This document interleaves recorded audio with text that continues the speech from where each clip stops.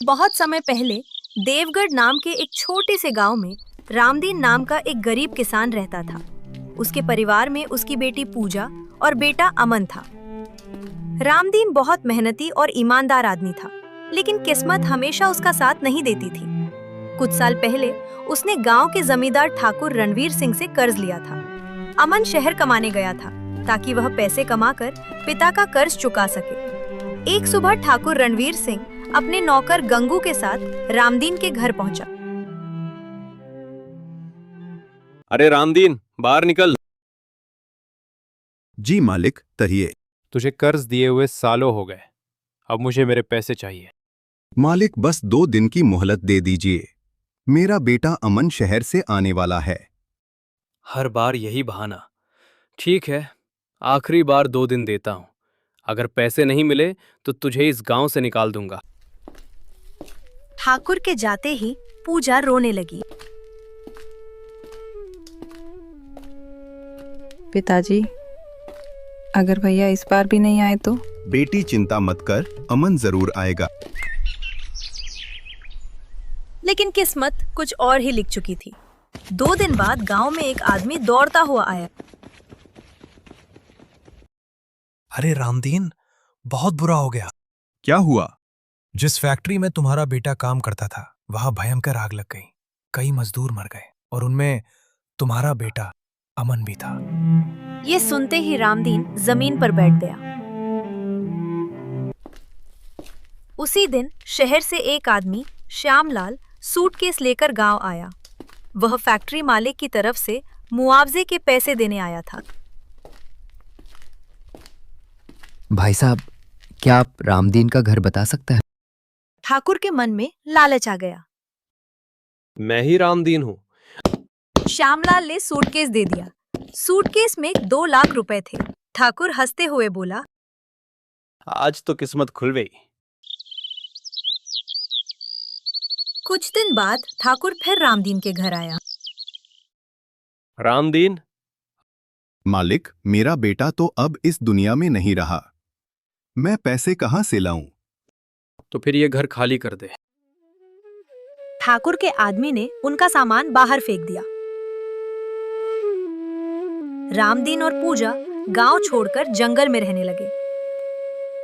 पूजा रोज जंगल से लकड़ियां काटकर बाजार में बेचती।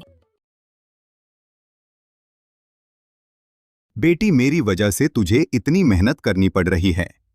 पिताजी, आपकी सेवा करना मेरा धर्म है। उसी समय शहर से एक युवक आरव अपने दोस्त संदीप के साथ गांव आया। आरव के पिता सेठ गोपाल दास बड़े उद्योगपति थे।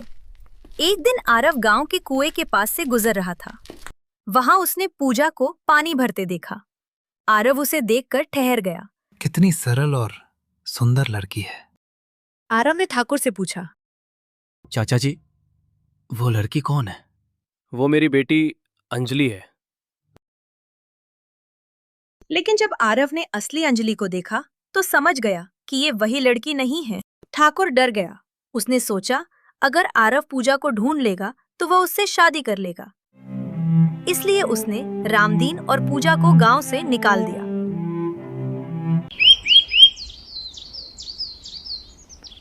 एक दिन पूजा लकड़ी काटने जंगल गई। शाम हो गई, लेकिन वो वापस नहीं आई। रामदीन उसे ढूंढने निकला। रास्ते में उसे चक्कर आ गया। वह गिर पड़ा। उसी समय आरव वहां पहुंच गया।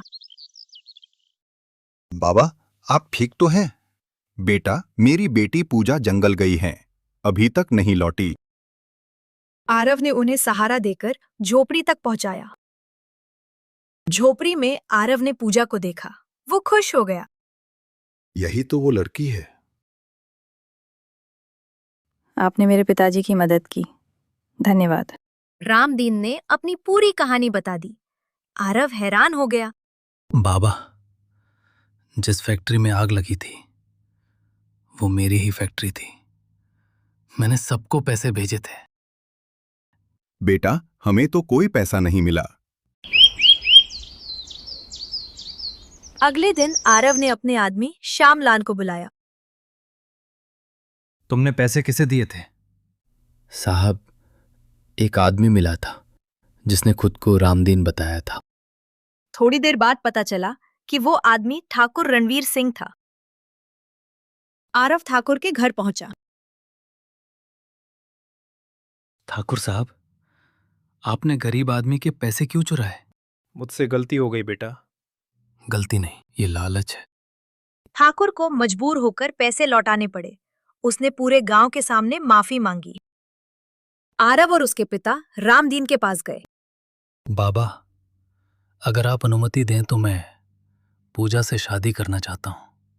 रामदीन की आंखों में आंसू आ गए।